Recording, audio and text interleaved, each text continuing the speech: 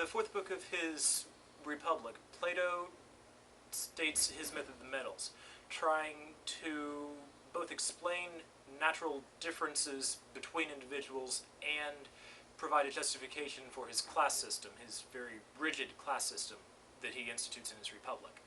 He says that natural aptitudes, the things you're good at naturally, that differ from person to person, are the result of souls containing different substances, different things. He uses metals in this analogy. He uses gold, silver, and copper. And he says that these three substances were mixed in, one of these three substances was mixed into the souls of the different people, and that predisposes them to different occupations.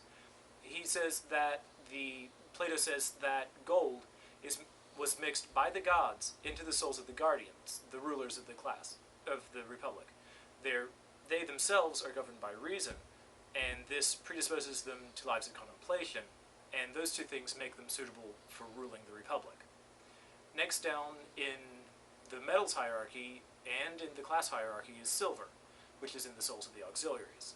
They're governed by their spirit, by the passions, and that predisposes them to fighting. And those two things make them suitable for guarding the city and acting as its soldiers and its police force.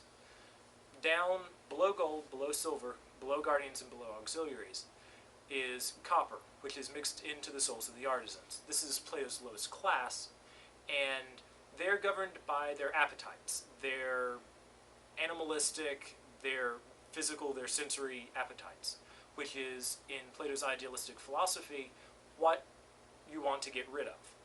And the fact that they are governed by their appetites predisposes them to pettiness. And those two things make them suitable only for physical labor and disqualify them from any sort of intellectual activities or careers.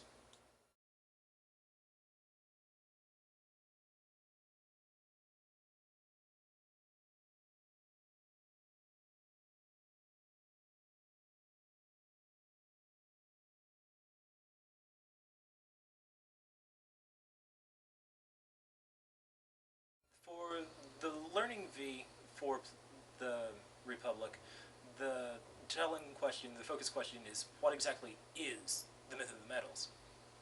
And, of course, what the V is going to do is going to be assessing the myth of the metals. Starting with the key concepts, they're basically the concepts that appeared in the map earlier. So, jump right over to the records. They're really only...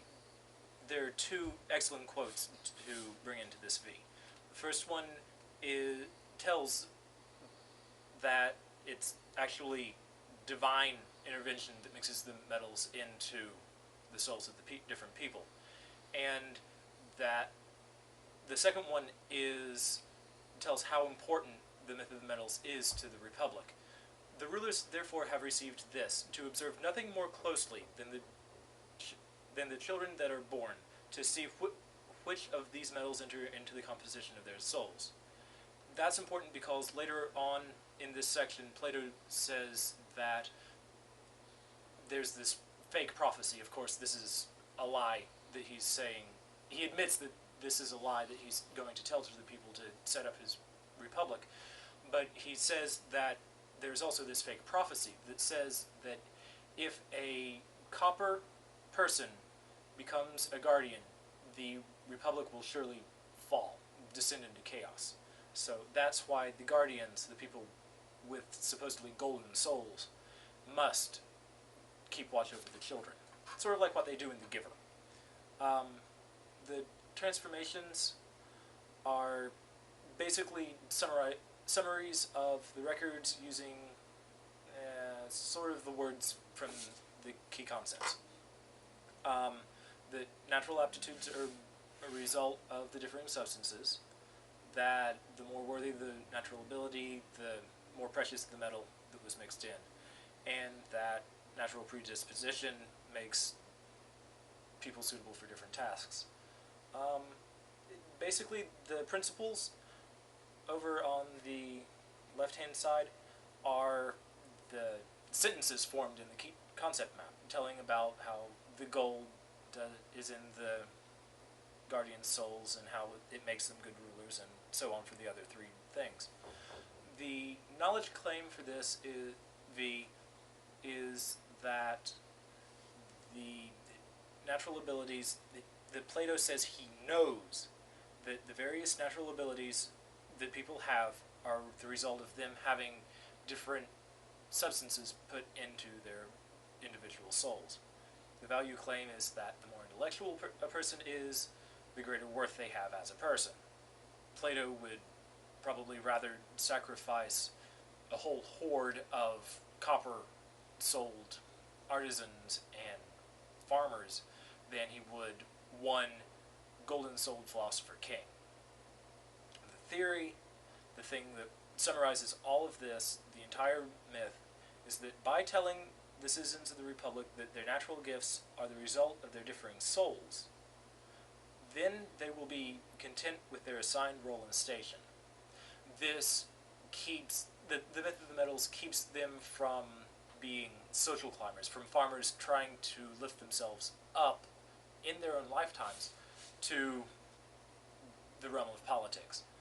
Now, this does not say that two copper-souled farmers can't have a golden-souled child. It changes from generation to generation. It's random. That's the idea. But actually, in a section of the Republic not mentioned here, Plato says that the lottery that mating is